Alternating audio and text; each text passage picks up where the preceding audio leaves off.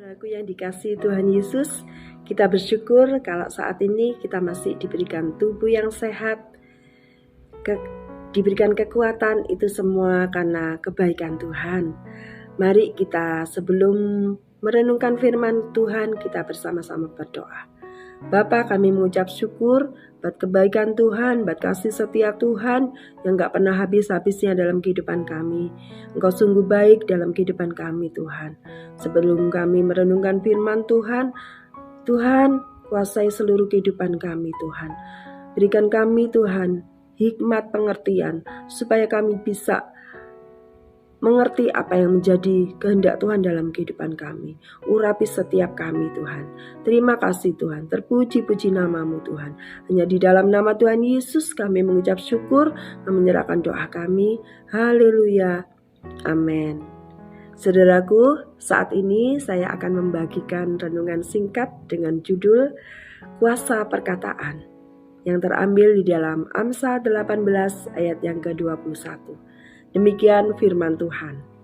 Hidup dan mati dikuasai lidah. Siapa suka menggemakannya akan memakan buahnya. Amin. Saudara, ketika Allah menciptakan langit, bumi beserta isinya, Allah itu menciptakan hanya dengan mengucapkan kata-kata, yaitu dengan perkataan yang keluar dari mulutnya Allah, melalui firman yang keluar dari mulutnya Allah. Kalau kita baca di dalam Kejadian 1 ayat yang ketiga, demikian firman Tuhan, jadilah terang, maka terang itu jadi. Perkataan itu adalah unsur yang penting dalam proses penciptaan alam semesta ini. Jadi ada kuasa di dalam semua perkataan yang keluar dari mulutnya Allah. Juga ketika Tuhan Yesus masih berada di bumi, semua perkataan Tuhan Yesus itu adalah ada kuasa. Dengan berkata-kata Tuhan Yesus sanggup menyembuhkan semua sakit penyakit. Hanya dengan berkata-kata Tuhan Yesus sanggup menghentikan badai. Hanya dengan berkata-kata Tuhan Yesus sanggup membangkitkan Lazarus yang sudah mati selama 40 hari. Saudara, kita semua manusia ini diciptakan oleh Allah segambar dan serupa dengan Allah. Dan kita percaya ketika kita menerima Tuhan Yesus sebagai Tuhan dan Juru Selamat, setiap perkataan kita itu juga ada kuasa. Amin. Haleluya. Mari kita akan sama-sama belajar mengapa kita harus menjaga perkataan kita. Yang pertama, kita baca kembali ayat yang sudah kita baca di dalam Amsal 18 ayat yang ke-21. Hidup dan mati dikuasai lidah. Siapa suka menggemakannya akan memakan buahnya. Jadi yang pertama, mengapa kita harus menjaga perkataan kita? Yaitu sebab hidup dan mati kita itu dikuasai oleh lidah kita, dikuasai oleh perkataan kita. Jadi apapun yang kita perkatakan itu akan berdampak terhadap masa depan kita. Apapun yang kita ucapkan melalui mulut kita, perkataan kita itu akan berdampak bagi masa depan keluarga kita, bagi masa depan anak-anak kita.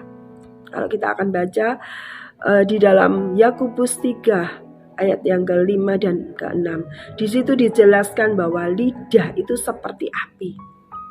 Betapapun kecilnya api itu bisa membakar hutan yang besar. Saudara, dengan perkataan kita bisa membangun masa depan kita yang baik. Tetapi hanya dengan perkataan kita bisa pula menghancurkan masa depan kita sendiri. Dengan perkataan kita bisa menguatkan, kita bisa menghibur, bahkan kita bisa memberikan semangat buat saudara-saudara kita. Tetapi sebaliknya, dengan perkataan kita juga bisa melemahkan, kita bisa menyakiti saudara-saudara kita. Oleh sebab itu, mari kita terus mau menjaga perkataan kita. Juga dikatakan bahwa perkataan itu juga seperti benih.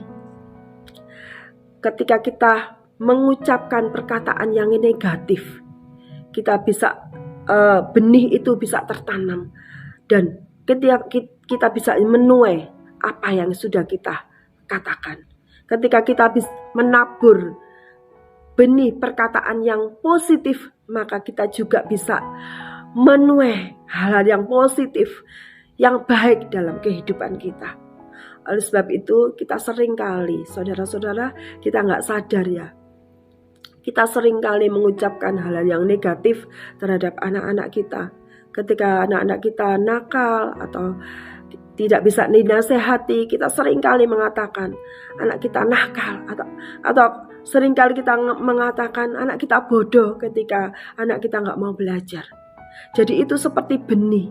Ketika kita sudah mulai memperkatakan yang negatif kepada anak-anak kita, ayo kita mau mencabutnya. Di dalam nama Tuhan Yesus kita cabut semua benih-benih yang negatif yang kita sudah tabur. Kita tanam melalui perkataan kita ucapkan, kita cabut di dalam nama Yesus. Biar semua itu tidak terjadi dalam kehidupan anak-anak kita. Oh, puji Tuhan, saudara-saudaraku. Firman Tuhan saat ini mengingatkan kita semua betapa pentingnya kita itu harus menjaga perkataan kita. Sebab dampaknya itu luar biasa. Yang kedua, mengapa kita harus menjaga perkataan kita? Kita baca di dalam Matius pasal yang ke-12 ayat yang ke-37 sampai 36 sampai ke-37. Demikian firman Tuhan. Tetapi aku berkata kepadamu, setiap kata-kata yang sia-sia diucapkan orang harus dipertanggungjawabkannya pada hari penghakiman. Karena menurut ucapanmu engkau akan dibenarkan, dan menurut ucapanmu pula engkau akan dihukum. Amin. Saudaraku yang dikasihi Tuhan, yang kedua, mengapa kita harus menjaga perkataan kita? Karena setiap kata-kata yang kita ucapkan, kata-kata sia-sia yang kita ucapkan, itu kita harus mempertanggungjawabkannya kepada Tuhan pada hari penghakiman. Jadi kita tidak bisa lagi seenaknya dalam berkata-kata. Kita harus hati-hati dalam berkata-kata. Mari saudara-saudaraku yang dikasihi Tuhan, mari kita mau saat ini, kita mau stop memperkatakan yang negatif. Kita stop memperkatakan yang hal-hal yang menyakitkan, yang tidak membangun saudara-saudara kita. Kita stop memperkatakan, mungkin kita seringkali ngomel, kita seringkali mencaci maki orang, kita seringkali menggerutu, kita tidak sadar, kita marah-marah terhadap anak-anak kita dengan perkataan-perkataan yang negatif. Saat ini kita stop di dalam nama Tuhan Yesus. Mari kita bersama-sama, kita mau terus jaga perkataan kita mau ucapkan kata-kata yang membangun, kata-kata yang positif, kata-kata yang membangkitkan seseorang, kata-kata firman Tuhan. Kita mau perkatakan, mendeklarasikan firman Tuhan setiap hari. Ketika kita mendeklarasikan firman Tuhan dalam hidup kita akan menuai berkat Tuhan. Kita akan menuai mujizat Tuhan, itu pasti terjadi dalam hidup kita. Oh haleluya. Oh terima kasih Tuhan. Kita saat ini kita bersyukur Tuhan masih mengingatkan kita semua. Ayo mari saudara-saudara, kita mau jaga perkataan kita. Yes, kita mau ucapkan hal-hal yang baik, yang positif. Kata-kata berkat yang membangkitkan, yang menjadi berkat. Biarlah hidup kita itu dimanapun kita berada, kita selalu menjadi berkat melalui perkataan kita. Amin. Haleluya. Kiranya renungan singkat saya saat ini boleh menjadi berkat bagi kita semua. Amin. Haleluya.